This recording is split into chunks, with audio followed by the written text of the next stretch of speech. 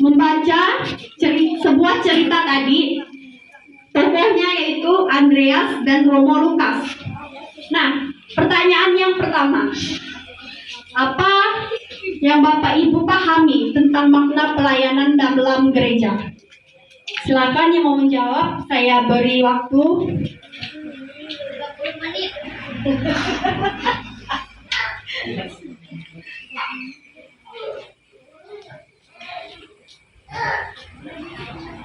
Pertanyaannya, apa yang Bapak Ibu pahami tentang makna pelayanan dalam gereja? Ayo Bapak Ibu atau teman-teman yang mau menambahkan atau refleksi iman. Gak apa-apa salah Bu, kita sama-sama belajar. Nah, baik Bapak, saya persilakan waktu dan tempatnya. Ya, dari cerita antara Andreas dan Romo Lukas tadi itu menceritakan tentang pelayanan. Kemudian bagaimana saya juga tadi sebenarnya mendengar sedikit-sedikit ya, satu kemasukannya, tapi ya mendengar juga gimana bahwa saudara Andreas ini itu tidak mempunyai kepercayaan diri dengan apa yang dipercayakan kepadanya sebagai seorang yang akan sebagai, kalau di dalam kerja itu mungkin leader, kalau dalam ada dalam kita sebagai kelompok ini jadi sebagai apa ya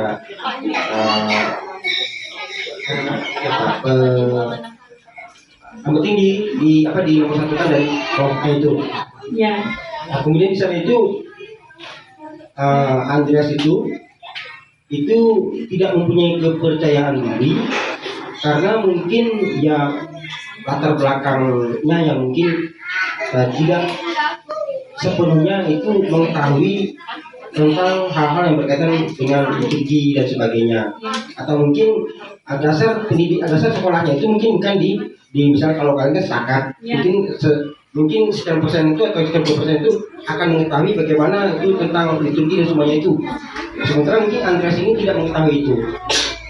Nah, kemudian dengan dorongan atau dengan arahan yang diberikan oleh Romo Lukas, maka saudara Andreas itu berani untuk maju ke depan sebagai ya mentor dari ibu-ibu mereka, muda-mudi, bapak-bapaknya dan semuanya. Dan yang mau saya katakan bahwa memang dalam pelayanan Tuhan itu tidak melihat apa ya dasar kita itu apa gitu kan Pak. Dan pendidikan apa semuanya itu tidak melihat ke sana. Saya punya cerita begitu. Kami punya teman itu tamat SD. Sama sekarang masih dikenal orangnya, masih ada orangnya kan. Kemudian waktu dia itu memberikan renungan itu yang sekolah S2 itu manggut-manggut. Begini manggut-manggut. Kemudian kami semuanya dibuat terpesona dengan apa yang dia sampaikan, dengan caranya yang dia sampaikan, tapi itu mengandung muatan-muatan yang memang menggerakkan kita sebagai orang yang memang perlu bimbingan untuk apa yang dia sampaikan itu. Nah, jadi dikatakan kalau dengan demikian untuk menjadi seorang yang bisa dipakai atau bisa berbicara mengenai pewartaan itu jangan takut akan keterlibatan jangan takut kita itu merasa tidak mampu,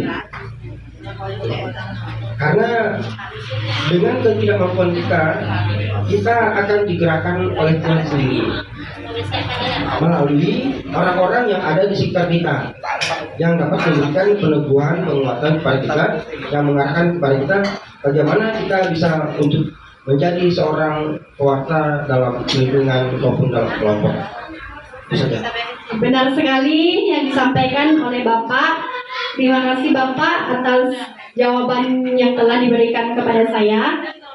Nah, pertanyaan kedua.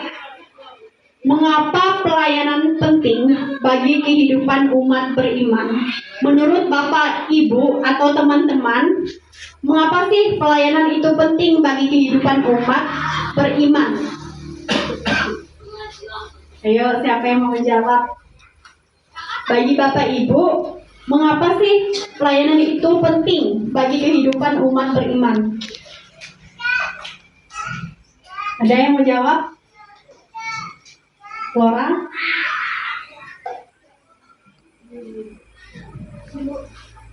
Biar bisa menghasilkan kegiatan di sebuah stasi tidak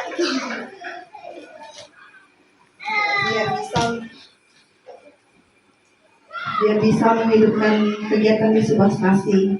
Jadi pelayanan itu sangat penting menurut saya ya. Terima kasih. Nah, itu sangat berarti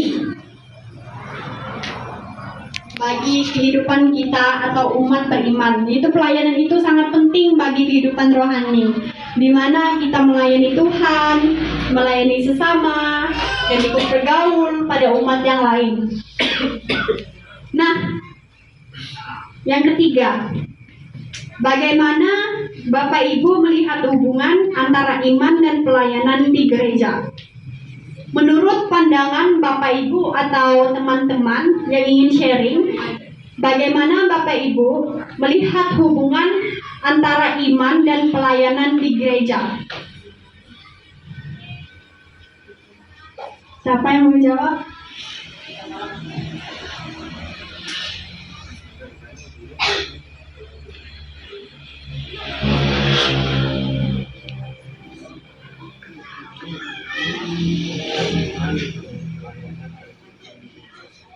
Di mana sih menurut pandangan Bapak Ibu atau teman-teman hubungan antara iman dan pelayanan di gereja?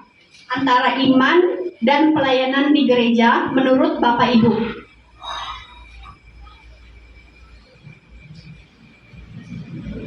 Nah, contohnya tuh seperti ini. Iman, kita memiliki iman yang kokoh terhadap kehidupan gereja, di mana setiap orang pasti memiliki iman yang penuh dengan senantiasa dan penuh dengan kesadaran antara iman. Sedangkan pelayanan di gereja, nah pelayanan di gereja yang telah Ibu tadi sampaikan bahwa pelayanan itu penting.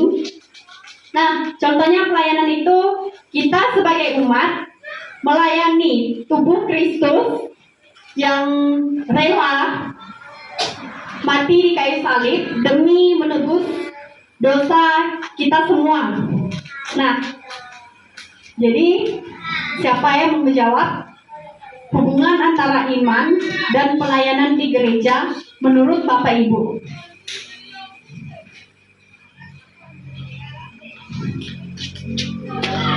Siapa yang ingin menjawab? Tidak apa-apa, salah Pak, yang penting menjawab. Saya mau bertanya, tadi barusan disampaikan contohnya melayani tubuh Kristus yang apa tadi, itu bagaimana contoh konkretnya itu? Nah, kita melayani, kita sebagai umat Katolik, yaitu kita melayani tubuh Kristus ataupun kayu salib yang di altar. Kita sebagai umat Katolik itu harus melayani tubuh Kristus dan menjadi pelayan yang baik. Contohnya seperti apa? Contoh konkretnya dari kehidupan sehari-hari. Kita menerapinya dalam kehidupan sehari-hari kita dengan melakukan pelayanan dimanapun kita dibawa untuk melakukan sebuah, seperti kita mengikuti pastor, kita mengikuti pelayanan di stasi-stasi lain.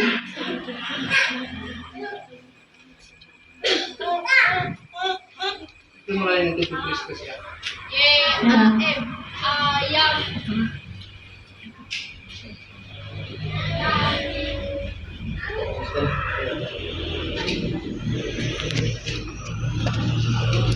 gimana Pak?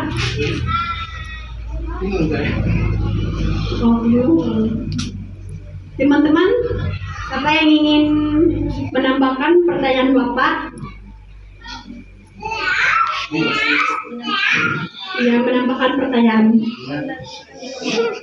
Tidak menjawab pertanyaan Bapak.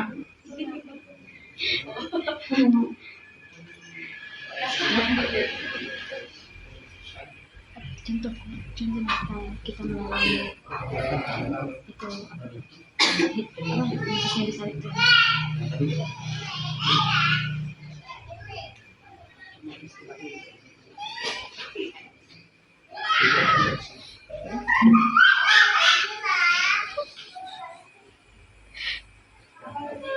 Seperti apa contoh konkretnya melayani tubuh Kristus?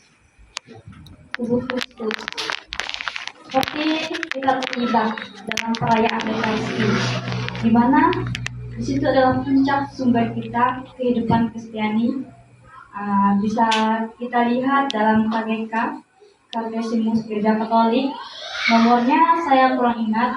Kita diajak terlibat dalam tubuh Kristus, yaitu dalam Ekaristi, yang dimana itu merupakan sumber kita dan sebagai kehidupan Kristiani.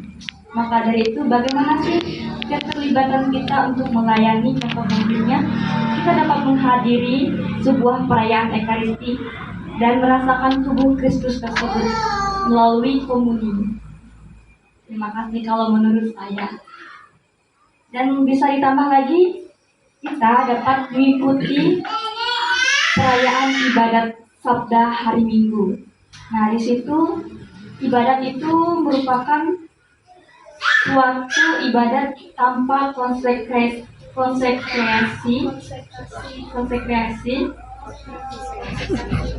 ya, roti dan anggur.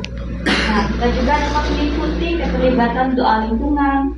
Dan satu lagi yang jarang sekali, yaitu doa keluarga, yang dimana menurut saya di dalam kelompok lingkungan saya tidak pernah ada doa keluarga. Contohnya itu doa keluarga itu di setiap keluarga mengadakan khusus untuk keluarganya sendiri gitu. Kalau menurut saya, lebih tepatnya contoh konkretnya kita melayani tubuh Kristus, kita dapat menghadiri atau merasakan meresapi tubuh Kristus melalui Ekaristi. Terima kasih Flora. Gimana Bapak?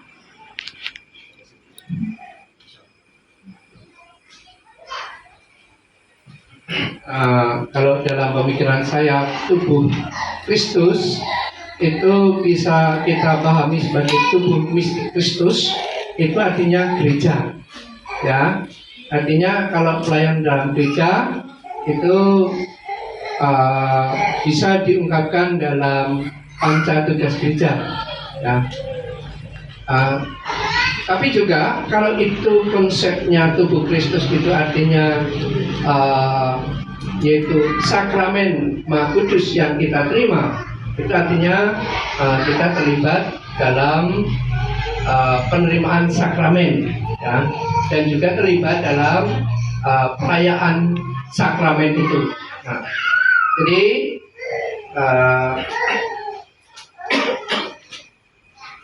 saya tadi bingungnya ini arahnya kemana gitu. Nah, tapi kalau arahnya memang ke arah memang keterlibatan dalam kita sebagai anggota gereja yang harus rajin mungkin menerima sakramen-sakramen.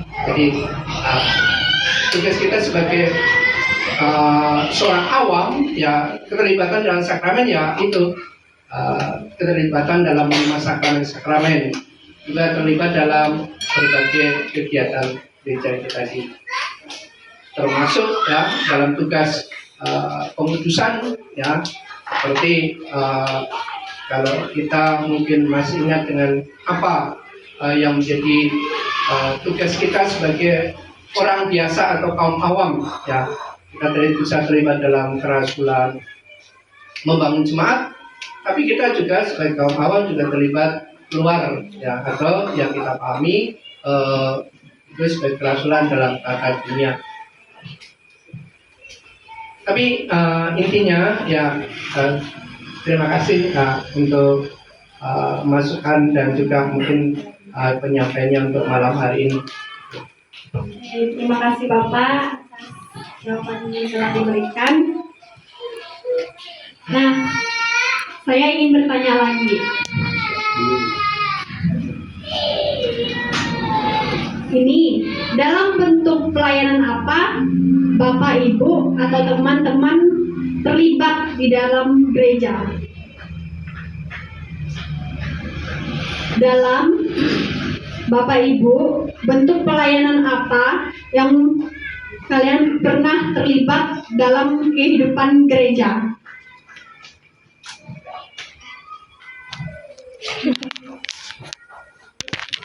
Seperti tiket di gereja, tugas,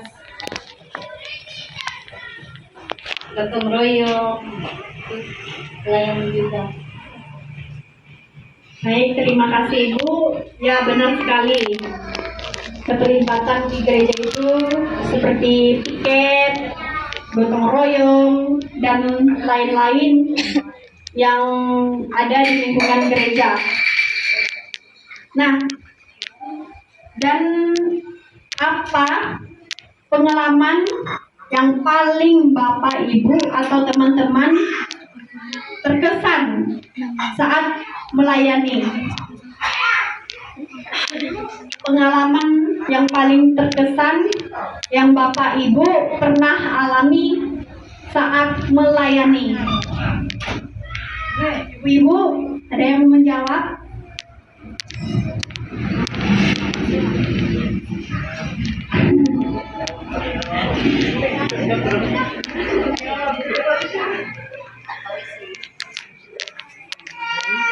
Pengalaman apa yang paling terkesan yang pernah Bapak Ibu atau teman-teman alami saat melayani di dalam gereja? Baik, saya coba menjawab dari pengalaman saya. Kalau berbagai bentuk pelayanan dalam gereja itu memang sangat banyak ya. Tapi yang kalau bagi saya ada satu yang mengesan ya.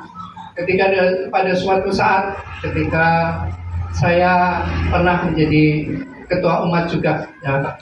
Ketika menjadi ketua umat ya, malam-malam sekitar jam 11 itu kita sudah mau tidur saya pada waktu itu, diketuk pintu, terus ada orang datang itu, Pak Nani, ada orang kerasukan.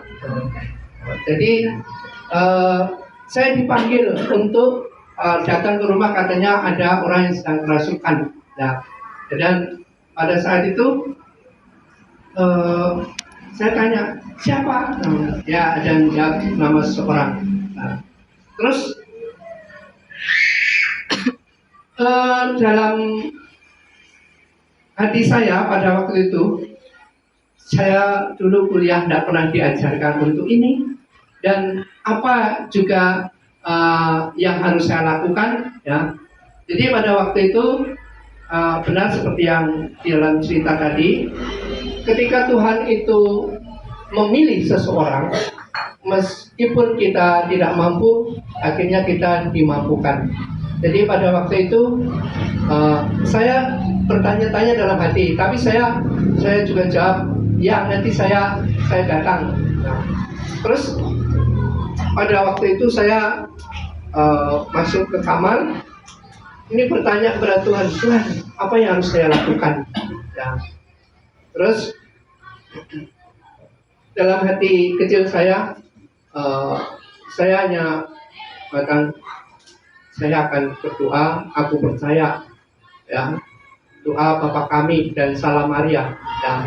Saya tidak punya kuasa eksorsis, saya tidak punya kuasa untuk mengusir roh-roh jahat ya. Tapi saya yakin bahwa kuasa Tuhanlah yang akan bekerja. Jadi pada waktu itu akhirnya saya berangkat ya. Tapi saya sebelum berangkat saya juga berdoa memohon pada Tuhan, saya tidak tahu apa-apa yang akan saya kerjakan. Nah, jadi selanjutnya saya berangkat, tapi saya percaya bahwa engkau bekerja, kalau memang kehendakmu, engkau juga akan memampukan kami. Sampai di rumah orang tersebut sudah banyak orang mengerubuni orang yang katanya kerasukan tadi. Akhirnya saya hanya dalam kepercayaan pada Tuhan, saya hanya mengajak pada umat yang sudah ada di situ, yuk kita sama-sama berdoa. Kita berdoa dengan penuh keyakinan, ya. Akhirnya saya ajak bersama-sama doa percaya, terus doa Bapa Kami, doa Salam Maria. Akhirnya anak yang tadinya kelihatannya marah-marah, teriak-teriak, itu lama-lama menjadi tenang. Dan setelah tenang, akhirnya dia tertidur. Dan setelah tertidur, akhirnya saya bertanya, gimana? Sudah tenang? Akhirnya saya pulang. Karena hari berikutnya juga saya harus pagi-pagi berangkat bekerja. Ya. Jadi setelah itu orang itu sudah akhirnya saya tidak mendengar bahwa dia mengalami yang seperti diceritakan oleh orang tadi. Dan itu bagi saya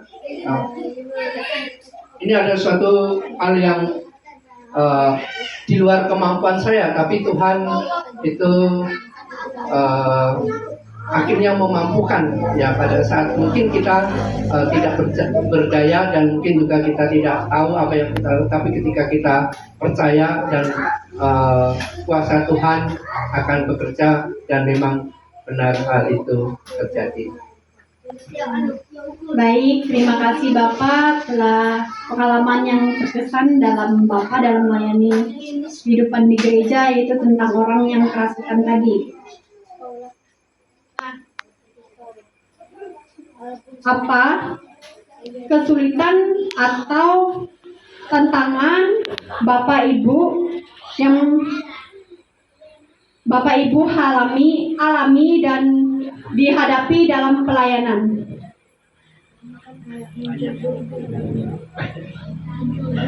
Ini kalau Bapak Ibu mau sharing, silakan.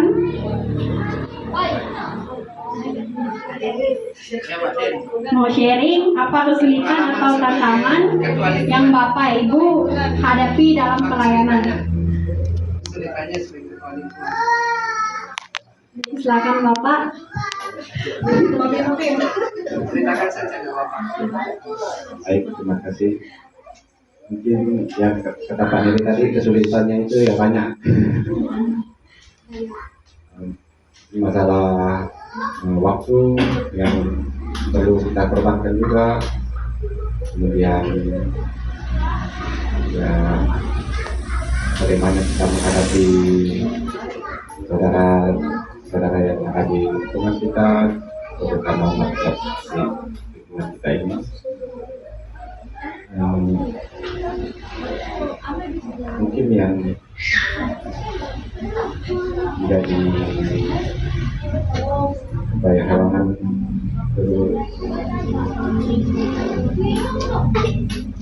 bagaimana kita untuk merangkul umat di lingkungan ini supaya mereka juga turut terlibat aktif dalam lingkungan maupun dalam gereja. Namun dalam beberapa tahun selama menjadi ketua lingkungan, beberapa hal juga sudah kita buat di lingkungan untuk mengajak umat yang mungkin tadinya kurang aktif, sedikit demi sedikit sudah mulai terlibat juga dalam kegiatan di lingkungan. Dalam sekitar jalan 5 tahun ini kita buat sebuah program seperti yang saat ini, yaitu doa keluarga lingkungan yang sudah kita jalankan selama kurang lebih hampir jalan 5 tahun kalau tidak salah. Nah, dan itu cukup memanggil umat, keterlibatannya dalam setiap kegiatan. Kemudian juga kita membentuk sebuah tim dari seksi-seksi yang kita libatkan juga untuk terlibat dalam gereja, seperti dalam tugas-tugas di lingkungan. Kita coba tugaskan juga umat-umat yang tadinya belum pernah sama sekali untuk melakukan tugas. Kita coba dari lingkungan supaya nanti juga mereka bisa terlibat di dalam sebuah stasi untuk berani hadir dan tampil untuk bekerja untuk Tuhan. Jadi tidak hanya seperti dalam sebuah cerita tadi, tidak hanya menjadi penonton, tapi juga terlibat dalam kegiatan gereja. Mungkin itu saja yang saya sampaikan. Terima kasih. Baik, terima kasih Bapak telah menyampaikan pengalaman yang terlibat aktif dalam kehidupan gereja. Nah, benar sekali yang dikatakan Bapak tadi, yaitu kita bisa merangkul teman-teman, sanak saudara kita untuk terlibat aktif lagi dalam kehidupan gereja. Supaya mereka yang belum mengenal kehidupan rohani, kita yang sudah aktif, kita bisa mengajak mereka lebih aktif lagi dalam kehidupan rohani. Kita bisa mengenal tata cara liturgi gimana, tata perayaan Ekaristi gimana. Nah, di situ kita bisa mengajak mereka. Pastinya kalau mereka sudah tahu, pasti mereka berkesan juga dan ikut mau terlibat aktif lagi dalam kehidupan gereja. Nah, Bapak Ibu atau teman-teman yang mau sharing silakan tentang keterlibatan hidup menggereja. Saya persilakan. Kenapa burung gagak selalu mendapatkan perhatian?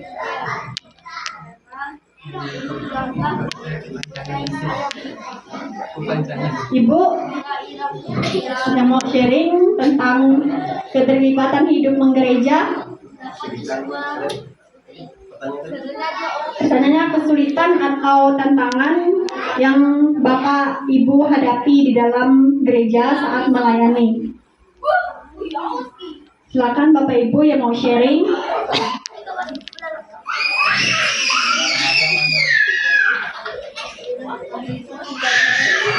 Baik Ibu, waktu dan tempat saya persilakan. Baik, kalau saya pertamanya ya di dalam rumah saya, di keluarga saya sendiri, saya kan punya 3 anak. Anak yang pertama ini ya, dari pada kecil nih ya, setiap minggu, hari minggu, sekolah minggu rajin. Dari SD, SMP, SMA masih rajin ke gereja. Setelah selesai sekolah, sekarang bekerja, sudah jarang ke gereja. Kalau saya bangunkan hari minggu, alasannya ngantuk karena habis bergadang. Dia kan memang kerjanya malam ya, dia masuk malam kerja. Jadi saya udah nggak itu lagi. Kalau setiap minggu saya harus bangunkan, tidak penolakan, jadi saya nyerah. Jadi itu ya tantangan saya selama ini. Terima kasih. Baik, terima kasih Ibu. Apa yang mau lagi sharing tentang kesulitan atau tantangan yang dihadapi dalam melayani di dalam gereja? Ayo teman-teman atau Bapak Ibu yang mau sharing kesulitan atau tantangan yang kalian pernah alami dalam melayani di gereja.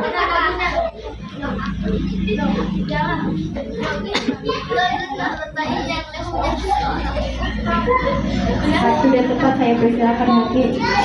Baiklah. Ini pengalaman saya waktu saya SMP. Saya SMP tuh tinggalnya di asrama. Nah, kebetulan saya di asrama tuh menjabat sebagai sesi kerohanian di asrama kan.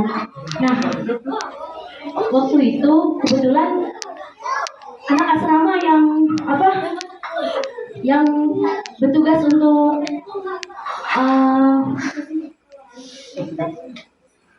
bertugas sebagai kor sambil bacaan kerohanian, bertugas untuk menunjuk anak asrama siapa yang bacaan, siapa yang mazmur. kesulitan waktu itu kesulitan apa ya? Saya sudah menunjuk teman-teman saya, tapi teman-teman saya menolak untuk bertugas gitu. Itu yang kesulitan selama saya bertugas itu. Sisi kurangnya waktu itu. Terima kasih. Baik, terima kasih Yati. Nah, Bapak Ibu, siapa yang ingin sharing lagi tentang tantangan yang Bapak Ibu pernah alami saat melayani di gereja? Silakan sharing Bapak Ibu.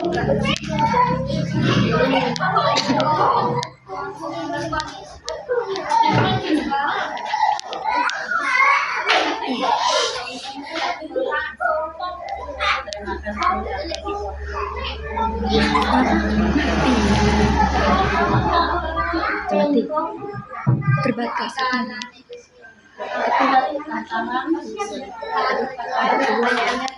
Pertanyaannya, kesulitan atau tantangan yang Bapak Ibu hadapi saat melayani di gereja?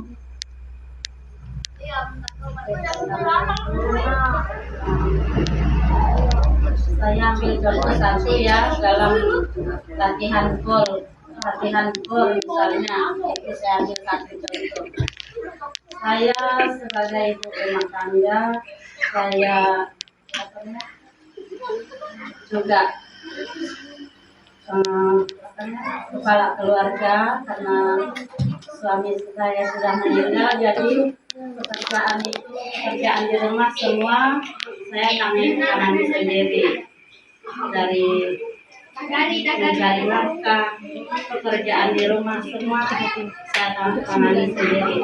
Tapi niat saya sebisa mungkin apa yang bisa saya ikuti untuk pelayanan saya usahakan.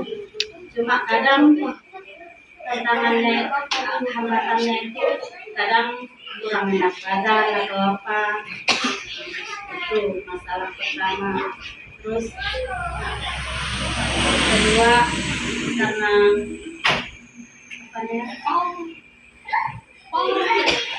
karena di rumah semua tergantung dengan saya, jadi waktu dan banyak sekali kita mengenai kesulitan yang kita hadapi pada saat kita memberikan pelayanan-pelayanan yang diminta oleh kesulitan dari kita dipercayakan sebagai ini itu di dalam stasi, tugas stasi, wakil tugas stasi, sesi ketua lingkungan, semuanya itu mempunyai kesulitan-kesulitan yang memang itu merupakan tantangan yang dihadapi oleh setiap pelayan yang ada di stasi. Jadi kalau juga kami sebagai frustasi juga mempunyai tantangan yang sama, yang nggak kalah beratnya juga. Tapi yang menjadi keyakinan saya demikian,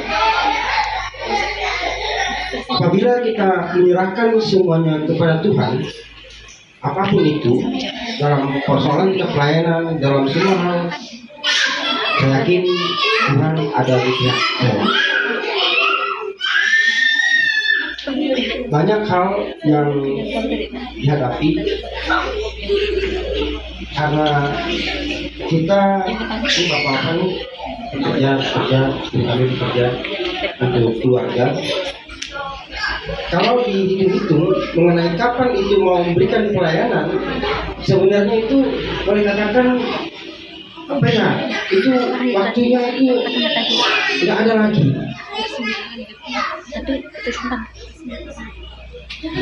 Berangkat pagi, kalau kami swasta ya kan, berangkat pagi, pulang sore, tempat kerja atau pontang panting. Pokoknya kerja itu kalau nggak capek belum berhenti. Kemudian sampai ke rumah, ada lagi doa. Kemudian kalau dulu kami itu dengan kawan-kawan yang bapak-bapak ini, waktu pembangunan gereja itu juga demikian. Sudah pulang kerja sore-sore, balik malam, sama saya juga sore. malah kita harus mikir bagaimana yang akan diperbuat, yang akan dilakukan hari ini untuk pembangunan gereja kami. Itu ya kesulitan secara personal itu memang sangat luar biasa. Ada misalnya hambatan dari hal lain, terutama dalam pekerjaan. Tapi itulah bahwa setiap tantangan, setiap kesulitan itu akan selalu ada di siapa saja. Tapi penekanannya bahwa apabila kita mengandalkan Tuhan di depan kita, membuka jalan kita, hal yang mungkin kita pandang itu kita tidak mampu, itu Tuhan akan bantu. Tuhan akan memudahkan kita dalam kita mencapai hal-hal yang mustahil kita lakukan, tapi itu bisa terjadi di depan kita, dan itu membuat keyakinan kita bahwa Tuhan itu menyertai kita. Contohnya ini beberapa tahun lalu kami peresmian gereja nih. Kami punya biaya sedikit. Kalau dihitung-hitung, diukur-ukur, kami itu nggak mungkin bisa menyelenggarakan peresmian gereja, membangun gereja, kemudian meresmikan gereja itu ya boleh katakan cukup berhasil. Sampai sekarang mungkin masih ingat ya, kita itu bagaimana semangatnya untuk peresmian itu. Kesan itu masih sampai sekarang. Nah itu. Jadi kami itu ya berdoa sama-sama. Kemudian dalam membangun gereja juga sebelum gereja jadi dibangun, setiap hari minggu itu kami adakan doa bersama di dalam di luar doa umat yang ada. Dan itu di Tuhan, karena penyertaan Tuhan, semuanya itu bisa berjalan dengan baik. Yang dulu di sana sudah membuat gereja dulu-duluan, kami yang belakangan ternyata saksi cabang dulu itu lebih dari mereka untuk pergerakannya dan finishnya juga lebih cepat. Jadi itulah bahwa setiap kita melangkah, setiap kita melakukan yang namanya tadi pelayanan, jangan lupa kita berpegang kepada keyakinan dan Tuhan akan selalu menyertai kita. Baik, Bapak, terima kasih atas sharingnya. Ini benar-benar luar biasa. Semua sharing Bapak Ibu, teman-teman luar biasa. Nah, di setiap stasi itu pasti kita mempunyai tantangan atau kesulitan dalam kehidupan gereja. Kesulitannya itu tidak dapat terhitung. Kesulitan itu sangat banyak di dalam gereja. Pertama yang telah disampaikan Bapak tadi, kesulitannya itu banyak. Nah, kita sebagai penggerak atau umat Katolik, kita harus bisa menghadapi kesulitan yang ada di dalam gereja. Kita harus membangkitkan gereja kita. Walaupun itu sangat sulit, tantangannya sangat banyak, tetapi kalau kita memang benar-benar keinginan kita untuk menumbuhkan gereja atau membangunkan sebuah gereja, kalau kita berdoa atau tergantung pada Tuhan, pasti kesulitan atau tantangan tersebut akan kita lalui. Semuanya akan diringankan ketika kita mau berdoa. Kalau kita melakukan kesalahan apapun itu, setiap manusia tidak ada yang tidak mempunyai kesalahan. Semua manusia mempunyai kesalahan. Dimanapun berada, kapanpun itu, walaupun umat yang selalu bisa dikatakan umat itu terlihat aktif di dalam gereja, walaupun hidupnya gembira atau senang-senang, tetapi di dalam hati kecilnya berkata, ya Tuhan, kenapa ya kesulitan ini sangat banyak, di dalam kehidupan saya. Tetapi ketika kita melakukan doa, kita pasti dipermudahkan jalannya untuk menuju sebuah hal yang baik bagi kita.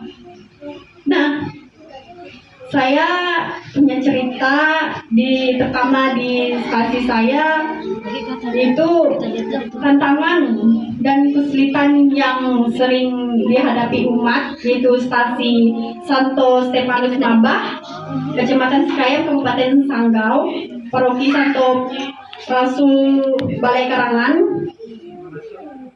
Ya. Asal mereka ya. Paroki Santo Rasul Balai Karangan.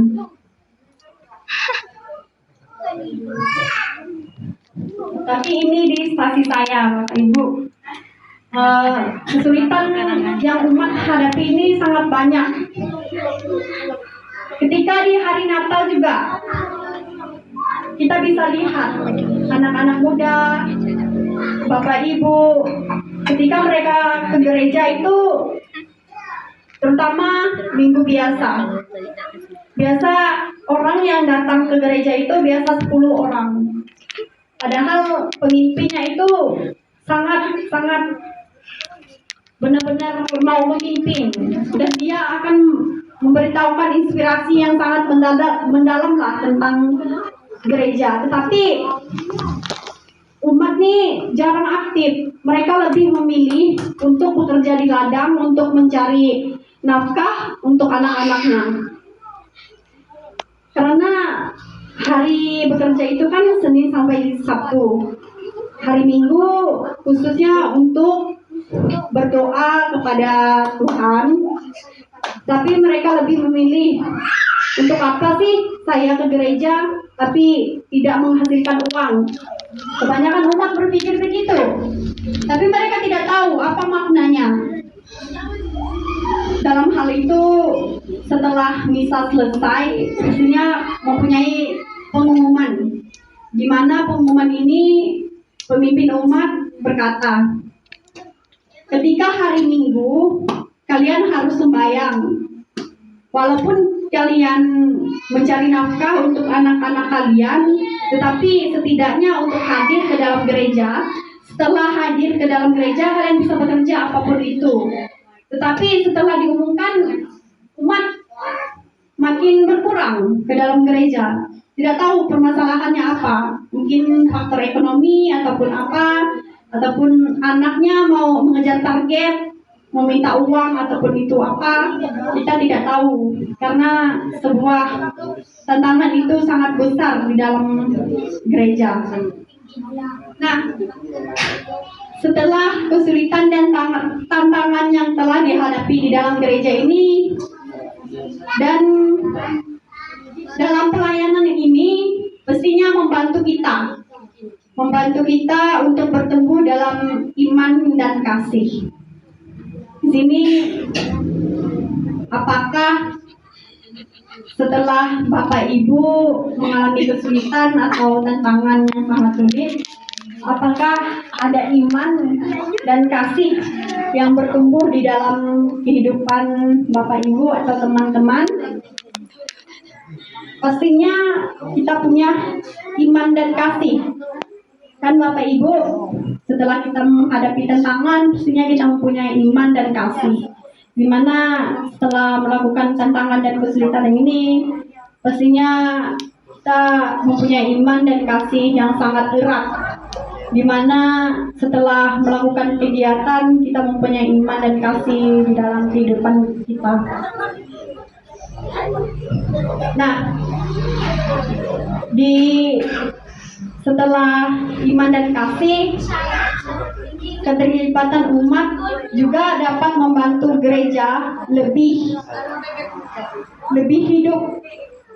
Pastinya kita sebagai umat bisa menghidupkan gereja, dimana walaupun itu sebuah bangunan ataupun kecil, setidaknya kita menumbuhkan bertumbuh dalam iman dan kasih. Dan kita juga bisa menghidupkan gereja ini semakin mendalam dan membantu umat yang kurang aktif dalam kehidupan gereja juga kita bisa merangkul mereka, membawa mereka ke dalam hal yang positif. Dan ketika mereka tidak mau diajak ke gereja, kita mempertanyakan hal latar belakang mereka ini, kenapa sih susah ke gereja? Pastinya mereka mempunyai tantangan atau kesulitan. Sudah saya katakan tadi, yaitu mereka mungkin lebih mementingkan ekonomi dibandingkan ke dalam gereja, dan lebih membawa uang ke dalam hidup mereka dibandingkan harus hari Minggu datang ke gereja. Padahal ke gereja itu ibadatnya cuma 1 atau 2 jam. Itu pun kalau ada pengumuman yang sangat banyak, itu termasuk dalam diri saya itu tidak menguras tenaga mereka dibandingkan mereka harus bekerja di kebun ataupun di ladang. Mungkin mereka tidak tahu apa tentang kegiatan di gereja itu yang lebih mendalam, dan mereka lebih mementingkan kehidupan mereka. Nah, di sini saya berterima kasih kepada Bapak, Ibu, dan teman-teman yang sudah sharing. Di sini adakah yang mau sharing? Mau sharing tentang keterlibatan hidup menggereja? Kalau tidak ada, kita masuk ke kesimpulan dari jawaban-jawaban Bapak, Ibu, dan teman-teman telah disampaikan tadi. Udah ya.